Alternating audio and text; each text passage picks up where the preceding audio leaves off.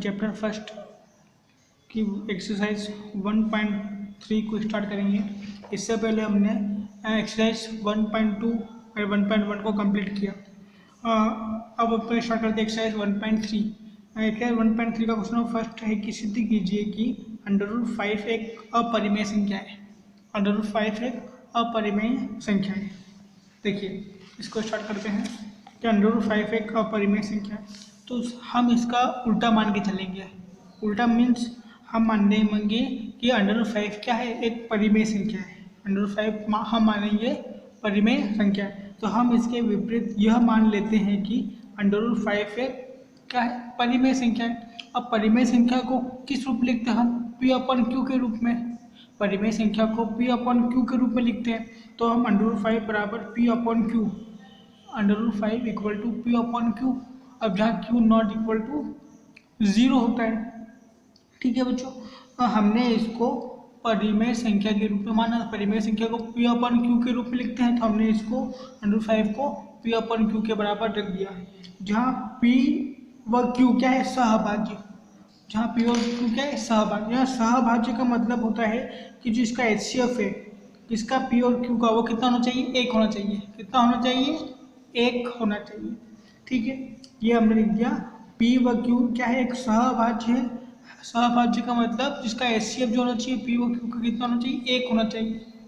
ठीक है, अब इनको हम यहाँ पर कुछ नहीं, मतलब कितना, 1 है। और हमने इसका क्रॉस मल्टीप्लाई कर दिया। Q का मल्टीप्लाई 5 पे और P का मल्टीप्लाई कुछ है, मतलब 1 में। तो P का मल्टीप्लाई 1 पे करेंगे तो P आएगा, तो P बराबर √5Q। ठीक है, अब दोनों तरफ क्या करेंगे, वर्ग करेंगे। दोनों तरफ वर्ग करने पर, वर्ग करेंगे तो पावर 2 इक्वल टू, अब √5 को करेंगे पावर 2। अब P की पावर 2 इक्वल टू √5 को वर्ग करेंगे कितना आएगा, 5 आएगा। क्योंकि देखिए √5 का वर्ग करते हैं तो 5 किस प्रकार से आएगा, √5 का अगर वर्ग करेंगे अपन तो √5 इंटू √5, तो 5 का 5 में मल्टीप्लाई करेंगे कितना आएगा, 25। और 25 का अगर वर्ग करते हैं अपन, इसको करते हैं कितना आएगा, 5। तो हमने यहाँ लिख दिया √5 का 5। और Q की पावर 2, तो Q की पावर 2, इसको देंगे समीकरण नंबर 1। ठीक है, ये हमने P का मान निकाला। ठीक है, अब देखिए, अब इसको हम इस प्रकार लिख सकते हैं, P की पावर 2 बराबर 5 Q की पावर 2, यह हमारे पास मान आया। P की पावर 2 इक्वल टू 5 Q की पावर 2, ये मान आया अपने पास। अब हम इसको इस प्रकार से लिखते हैं, तो इस बार लिखते हैं तो मतलब 5 का भाग Q में जा रहा है, 5 का भाग P स्क्वायर में जा रहा है, तो P स्क्वायर 5 से विभाजित है। P स्क्वायर 5 से विभाजित है, तो P भी 5 से विभाजित। P मतलब जैसे कि यहाँ पर क्या है, P की पावर 2। यहाँ पर अगर कोई नंबर लिखते हैं अपन, P की जगह लिखते हैं अपन 3, या फिर लिखते हैं P की जगह अपन 5। इस P की जगह हमने लिखा 5, तो P की जगह 5 लिखा, 5 का स्क्वायर कितना होगा, 25। 5 का स्क्वायर 25। अब 25 जो है इस 5 से विभाजित है, 5 से विभाजित है। और यहाँ P का लिखा था अपन ने 5, तो 5 भी 5 से विभाजित होगा। मतलब अगर कोई भी नंबर लिखते हैं, 5 लिखा, 5 का स्क्वायर करेंगे तो वो भी 5 से विभाजित होगा, और सिर्फ 5 नंबर लिखेंगे वो भी हमारा 5 से विभाजित होगा। ये लिखा हमने कि P की पावर 2 5 से विभाजित है, तो P भी किससे होगा, 5 से विभाजित होगा। ठीक है, ये हमने P का मान निकाला। ठीक है, हमारे पास क्या है, P और Q दोनों है। यहाँ पर हमने P का मान निकाला, अब हम निकालेंगे Q का मान। तो करना इसी से अपन को। अब P बराबर, यहाँ पर हमने क्या माना था, Q माना था हम। P बराबर 5R लिखेंगे, 5R लिखेंगे, क्या लिखेंगे, 5R। यहाँ हमने क्या लिखा था, जो हमने इसको सॉल्व किया था, हमारे पास क्या था, तो हम डायरेक्टली यहाँ पर इसको लिख देंगे 5R।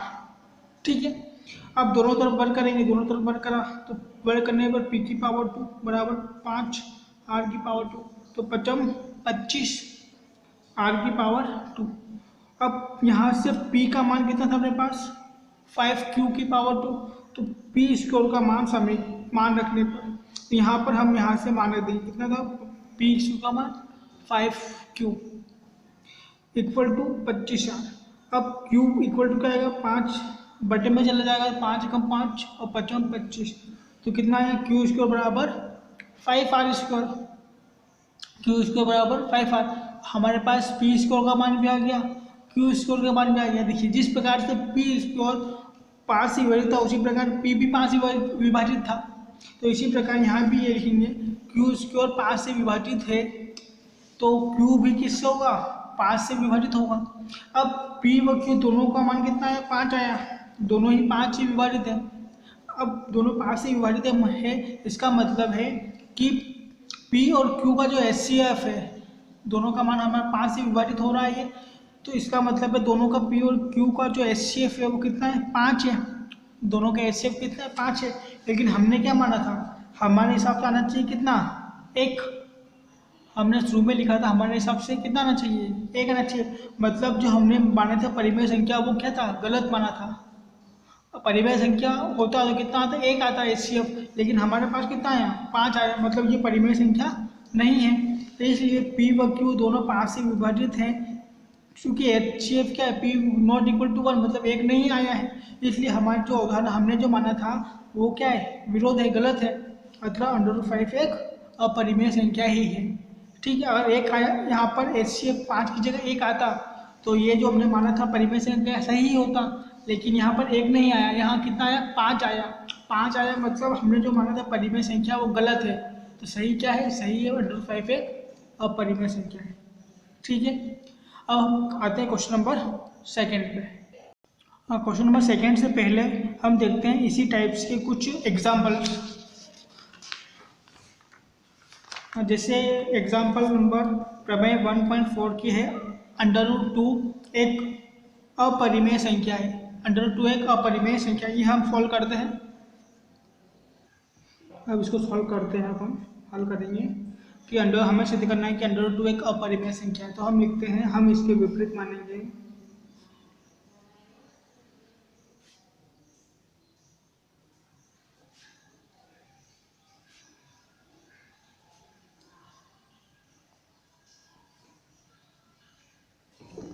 √2 एक परिमेय संख्या है,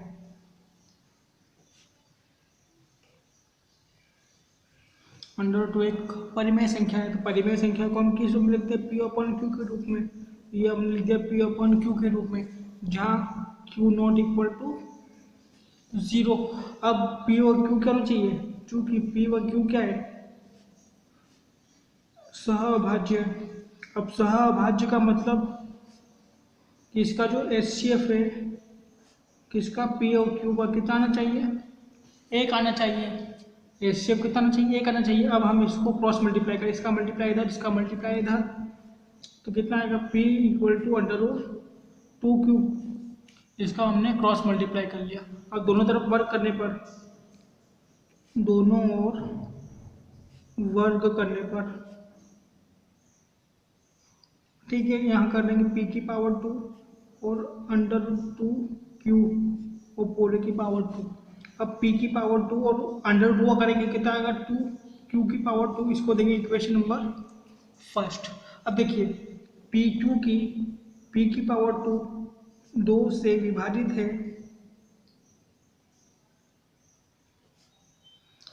P⁻2 मतलब कोई नंबर लिखते हैं, जैसे यहाँ पर लिखा हमने P की जगह 2, P की जगह लिखा 2, अब इसका स्टोर करते कितना आएगा 4।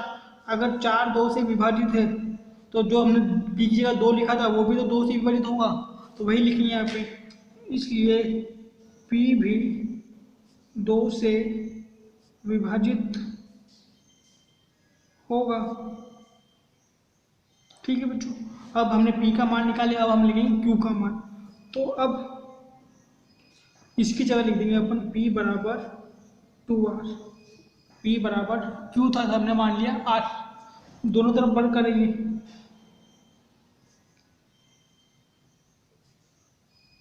वर्ग करने पर क्या आएगा P⁻2 = 2R⁻2। देखिए P⁻2 यानी कि P⁻2 अब 2R देखिए 2 दूना 4 R⁻2। अब यहाँ P⁻2 का मान कितना है 2Q स्क्वायर, तो P² का मान रखने पर। ठीक है बच्चों, अब क्यू स्क्वायर का मान रखते हैं हम, कितना है 2q⁴ इक्वल टू, लिख दिया हमने मान, इक्वल टू 4r की पावर 2।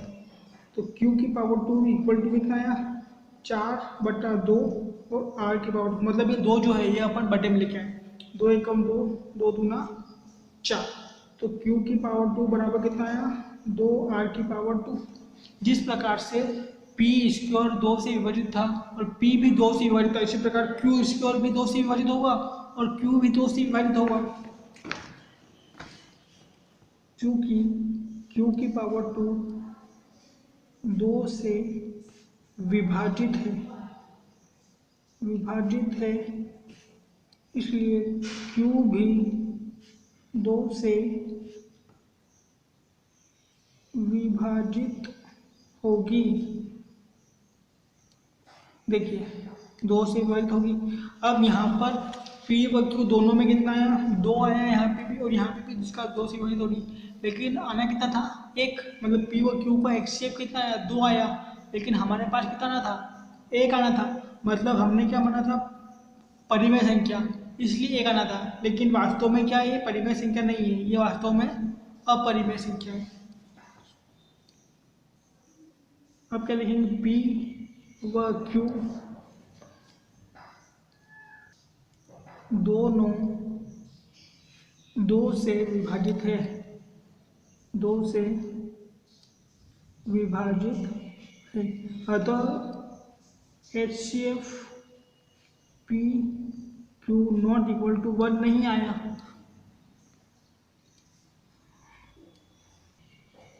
अतः हमारी अवधारणा विरोधाभास है। अतः √2 एक अपरिमेय संख्या है और यही हमको सिद्ध करना। अगर ये एक, अगर इसका 2 से विभाजित न होकर सिर्फ 1 से विभाजित होता, 1 से विभाजित होता तो ये परिमेय संख्या, क्योंकि यहाँ पर दोनों सहविभाजित है। लेकिन ये 1 से विभाजित न होकर 2 से विभाजित हो रहा है, इसलिए यह एक अपरिमेय संख्या है। ठीक है, अब इसकी जो एग्जाम्पल नंबर, उदाहरण नंबर 9 है √3, ये आपके लिए होमवर्क रहेगा, ये आपको होमवर्क करना है। पेज नंबर 15 पे उदाहरण नंबर 9, √3 एक अपरिमेय संख्या है। हमारा क्वेश्चन नंबर 2 है, सिद्ध कीजिए कि 3 + 2√5 एक अपरिमेय संख्या है। अभी हमने सिद्ध किया था √5, इस बार सिद्ध करना है 3 + 2√5 एक अपरिमेय संख्या है। जिस प्रकार से हमने क्वेश्चन नंबर 1 किया था, एग्जाम्पल किया था, उसी प्रकार से हमें क्वेश्चन नंबर 2 भी करना है। चलिए देखते हैं क्वेश्चन नंबर 2। सबसे पहले हम वही करेंगे, इसको हम मानेंगे परिमेय संख्या। माना 3 + 2√5 एक परिमेय संख्या है। ठीक है, परिमेय संख्या क्या होती है p/q के रूप में, तो हम इसको 3 + 2√5 = p/q, जहाँ q नॉट इक्वल टू 0 होता है। ठीक है, अब q व p क्या है, p व q क्या एक सहभाज्य है। सहभाज्य का मतलब इसका HCF कितना होना चाहिए 1 होना चाहिए। तो p व q क्या है एक सहभाज्य है, इसका HCF क्या होना चाहिए 1 होना चाहिए। ठीक है, तो हम इसका HCF 1 लाने की कोशिश करते हैं। अगर 1 आ गया तो ये क्या है एक परिमेय संख्या, और 1 नहीं आया तो ये क्या है अपरिमेय संख्या। ठीक है, अब 3 + 2√5 = p/q। अब देखिए इसमें करना, इस क्वेश्चन नंबर 1 और क्वेश्चन नंबर 2 में करना है ये है कि √5 को एक तरफ रखना है, बाकी जितना भी नंबर है उनको एक तरफ रखना है। ठीक है, सिर्फ √5 को इक्वल के इधर रखना है, बाकी सब जितने भी नंबर है सभी को हम इक्वल के उधर लेके जाएंगे। तो देखिए प्लस का है तो इधर आएगा तो क्या हो जाएगा माइनस का हो जाएगा -3। ठीक है, तो p/q ये प्लस का इधर आ गया माइनस का 3। अब ये गुणे में है तो क्या चल जाएगा भाग में, p/q -3 पूरे के बटे पे 2। ठीक है, क्योंकि ये पूरे के बटे में आएगा।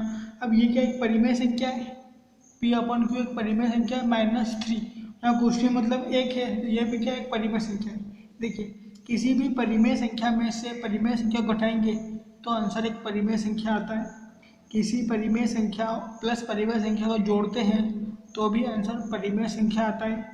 किसी भी परिमेय संख्या और परिमेय संख्या का गुणा करेंगे तो भी कितना आएगा आंसर, परिमेय संख्या ही आता है।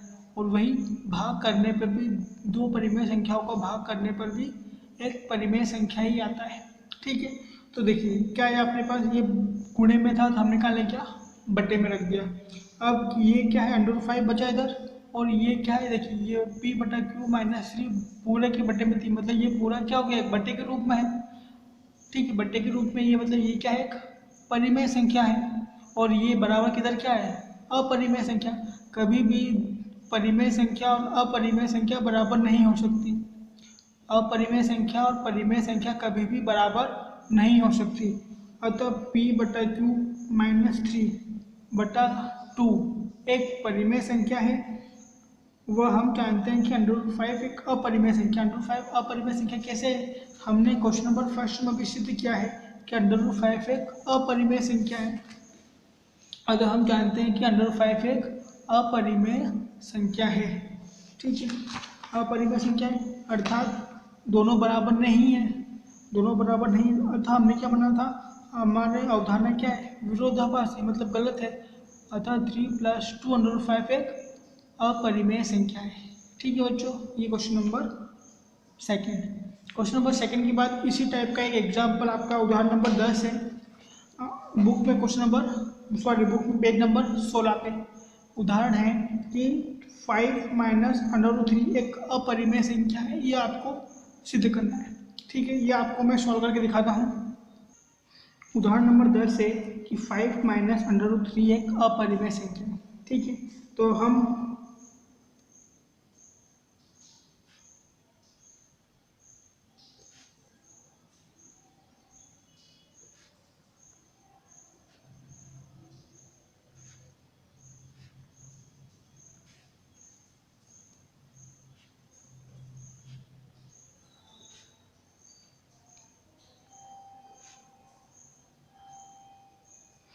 इसके विपरीत मानते हैं कि 5 - √3 एक क्या है परिमेय संख्या। अब परिमेय संख्या होती है तो किस रूप में होती है, परिमेय संख्या p/q के रूप में होती है। तो 5 - √3 = p/q, जहाँ q ≠ 0 होना चाहिए। ठीक है, अतः p व q एक सहअभाज्य है। सहअभाज्य मतलब इसका जो HCF होगा, इसका p व q का कितना होना चाहिए, एक होना चाहिए। ठीक है, अब अपन क्वेश्चन लिखते हैं 5 - √3 = p/q। सिर्फ √3 इस साइड रहेगा, बाकी सभी को हम उस साइड ले जाएंगे। ठीक है, सिर्फ √3 रहेगा, बाकी सबको हम उधर लेके जाएंगे। देखिए चाहे तो हम इसको इधर लेके जाएं, इसको हम इस रूप में रख सकते हैं। ये प्लस, अगर अपन 5 को इधर लेके जाते हैं तो ये जो √3 माइनस में बचेगा। तो हम ऐसा करते हैं, इसको इधर लेके जाते हैं √3 को, तो माइनस का प्लस हो जाएगा, और p/q प्लस का है तो इधर आएगा तो माइनस का हो जाएगा। 5 - p/q, इसको हम इधर लेके आ गए, और √3 माइनस का है तो उधर आएगा तो प्लस का हो जाएगा।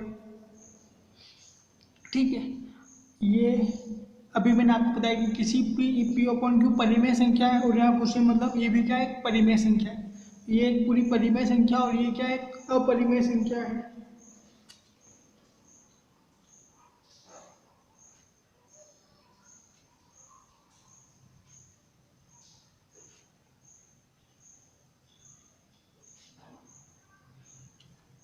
परिमेय संख्या है और √3 एक अपरिमेय संख्या है।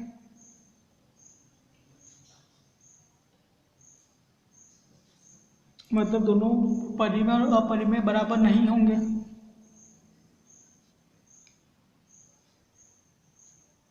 √3, मतलब हमने जो माना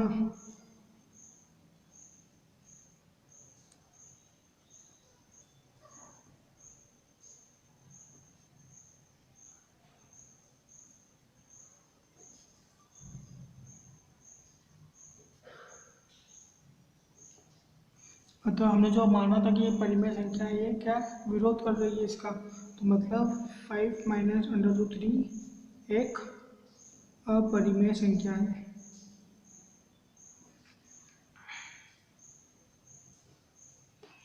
ठीक है बच्चों, ये एग्जाम्पल उदाहरण नंबर 10। सिर्फ आपको एक उदाहरण नंबर जो पेज नंबर 15 पे दे रखा है, उदाहरण नंबर 9, अंडर रूट 3 एक परिमेय संख्या है, वो आपको करना है। अब आते हैं हम क्वेश्चन नंबर 3 पे।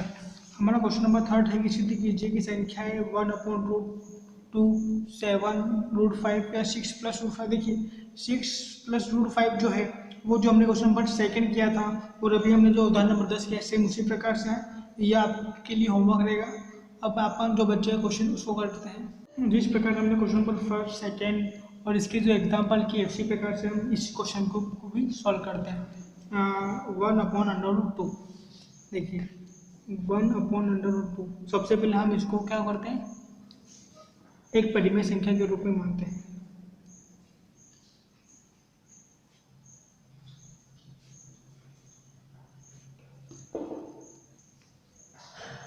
वन अपॉन अंडर टू एक परिमेय संख्या है, परिमेय संख्या है। तो 1/√2 = P/Q। ठीक है, तो Q नॉट इक्वल टू क्या होगा, 0 होगा। Q not equal to 0। अब जहाँ P व Q एक सहअभाज्य है, सहअभाज्य है। सहअभाज्य मतलब इसका जो HCF होगा वो कितना होना चाहिए, P और Q का 1 होना चाहिए। ठीक है, अब हम इसका जो दे रखा हम जो इक्वेशन में इसका व्युत्क्रम करते हैं। व्युत्क्रम क्या होता है, किसी भी नंबर को पलटना।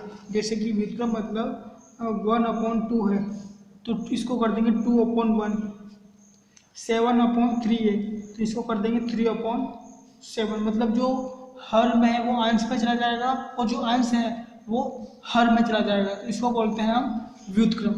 तो जो बना अपना 1/√2 = P/Q, इसको हम व्युत्क्रम करने पर,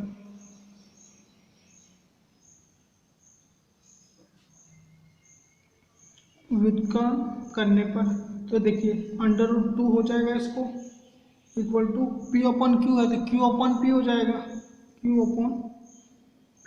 अब देखिए, अब परिमेय संख्या कैसी होती है, कोई भी बट्टे के रूप में होती है। परिमेय संख्या क्या होगी, बट्टे के रूप में। तो देखिए ये तो बट्टे के रूप में हो, Q/P हो या P/Q बट्टे के रूप में है, ये क्या होगी, परिमेय संख्या है। और ये √2 क्या है, कोई भी संख्या √2 के रूप में होती है वो क्या होती है, अपरिमेय संख्या है। मतलब ये अपरिमेय संख्या और ये परिमेय संख्या दोनों, अभी हमने सिद्ध किया है कि दो परिमेय संख्या इक्वल नहीं हो सकती।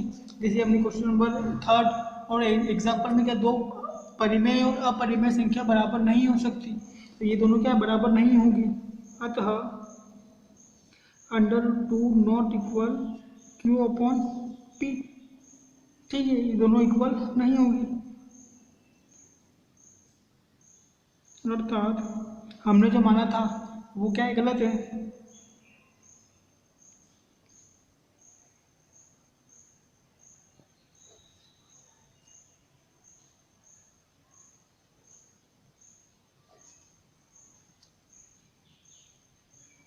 वन अपॉन √2 एक अपरिमेय संख्या है, अपरिमेय संख्या है। ठीक है, ये आपका क्वेश्चन नंबर 3 का फर्स्ट हुआ कंप्लीट। अब बात करते हैं क्वेश्चन नंबर 2 की। क्या है, 7/5, 7/5। ये वही करेंगे हम इसके विपरीत मान लेते हैं कि 7/5 एक परिमेय संख्या है, परिमेय संख्या है। ठीक है, अब परिमेय संख्या मतलब इसको किस रूप में लिखेंगे अपन, P/Q के बराबर रखेंगे, या P = Q, जहाँ Q नॉट इक्वल टू 0 एवं P व Q एक सहअभाज्य होगा। सहअभाज्य मतलब इसका HCF कितना होना चाहिए, 1। ठीक है बच्चों, अब देखिए 7√5 इक्वल टू P/Q। तो √5 ये गुणे में कम चल जाएगा, भाग में चल जाएगा। ठीक है, इसको 7 चाहे यहाँ लिखो या फिर आगे लिखते हैं। ठीक है, अब ये बटे के रूप में है, P/Q इंटू 7, ये परिमेय संख्या है। और हमने भी सिद्ध किया था क्वेश्चन नंबर फर्स्ट में ही कि √5 क्या है, एक अपरिमेय संख्या, मतलब एक अपरिमेय है और ये परिमेय संख्या, दोनों इक्वल नहीं है। अतः √5 नॉट इक्वल P/7Q। ठीक है, अर्थात हमारी अवधारणा विरोधाभास है।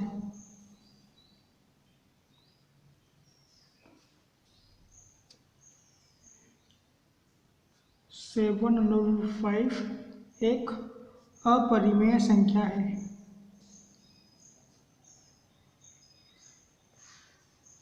ठीक है बच्चों, ये क्वेश्चन नंबर थर्ड का सेकंड कंप्लीट।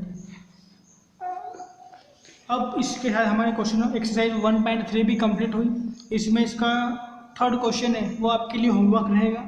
ठीक है, मैंने आपको इसके एग्जाम्पल कराए हैं। एग्जाम्पल में कराया मैंने प्रमेय नंबर 1.4।